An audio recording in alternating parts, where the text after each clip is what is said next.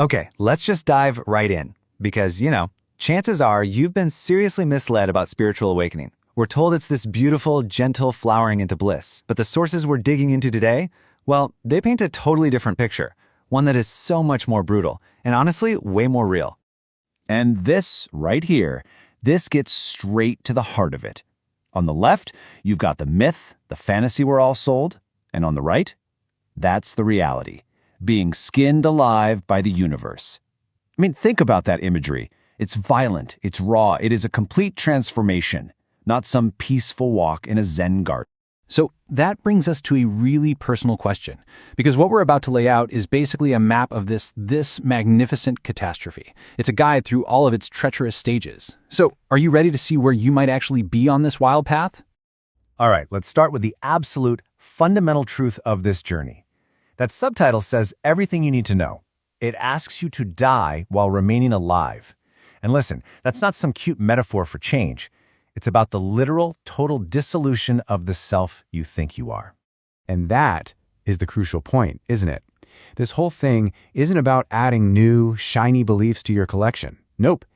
It's a process of subtraction, of letting go of absolutely everything. And that demand, it has a price so high that, according to our sources, most people who even start this journey, they never, ever finish it. So how does a journey this intense even begin? Surprisingly, it's not with suffering. It's actually the complete opposite. This next part, it charts the path from this incredible, intoxicating high straight down into what the mystics have called the soul's winter. And here we go. This is the initial trajectory, all mapped out. It kicks off with the honeymoon, this amazing peak experience. But that's followed pretty quickly by the hangover, where all that bliss just vanishes. And then comes the real descent into the dark night, a total existential void. Okay, so the honeymoon phase. This feels like you've finally made it, right?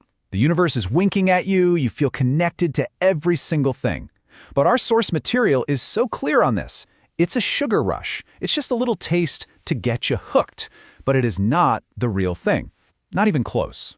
And of course, after that sugar rush, comes the crash. The hangover. Suddenly, the ordinary world feels like a prison. Your old identity starts to feel like a costume that doesn't fit anymore. And this is the exact moment the ego completely freaks out. It senses it's about to be destroyed, so it hits you with a flood of doubt, fear, and this desperate urge to just go back to normal. And a lot of people do. Now, if you manage to push through that hangover, you enter the dark night.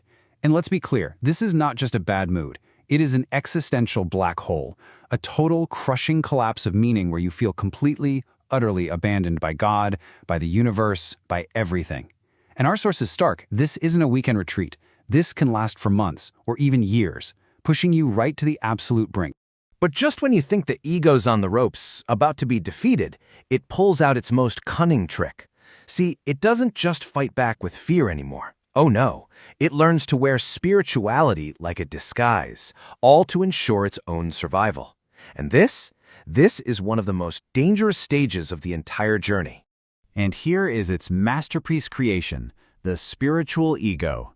It's like a new and improved version of you, one that can talk for hours about non-duality and consciousness.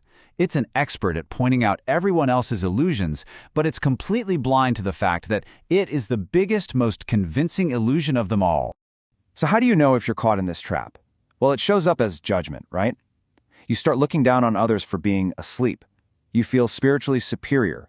You start creating these little spiritual hierarchies in your head, with you, of course, right at the top.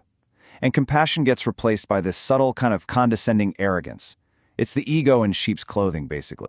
And this ego trap makes you incredibly vulnerable to another one, the perfect guru. See, a true teacher points you back to yourself. Their goal is to make themselves unnecessary. But a guru creates dependency. They become this external authority figure, and your journey just grinds to a halt because you're too busy seeking their approval instead of your own inner truth. And all of this, it leads to this profound, deep sense of isolation. Your old friends, they don't get you anymore. Most of the so-called spiritual communities are just full of people playing those same ego games. You just don't belong anywhere. You become homeless, caught between worlds, and this aching loneliness, it's a part of the journey almost nobody ever talks about. If, and it's a big if, you navigate all those traps, you finally arrive at the climax of the catastrophe, the complete dissolution. Now, this isn't just another dark night. This is the abyss itself. And by all accounts, it is the most terrifying stage of all. What collapses here is meaning itself. I don't just mean your personal sense of purpose. I mean the very concepts of love, of beauty, even suffering. All of it just flattens out into this vast, empty neutrality. It's not depression. Depression still cares about the pain. This is the death of caring itself. And then it goes even deeper. It's not just that things become meaningless. The very you who could find meaning in them dissolves. The witness, the feeler, the one who cares, that central entity just dies. And the danger here is immense. The Source uses this really haunting term, spiritual zombies, people who are technically alive but functionally absent. They fall into this void and they just never come out. They break completely, trapped in a kind of living death. But for the very few who actually leap into that abyss, who survive that complete and total disintegration, something completely unexpected happens. The entire tone shifts from pure terror to liberation. Welcome to the final cosmic joke. After all that striving, all the suffering, the dark nights, the disillusion, you begin to laugh. A deep, soul-shaking laughter at the sheer beautiful absurdity of the entire search.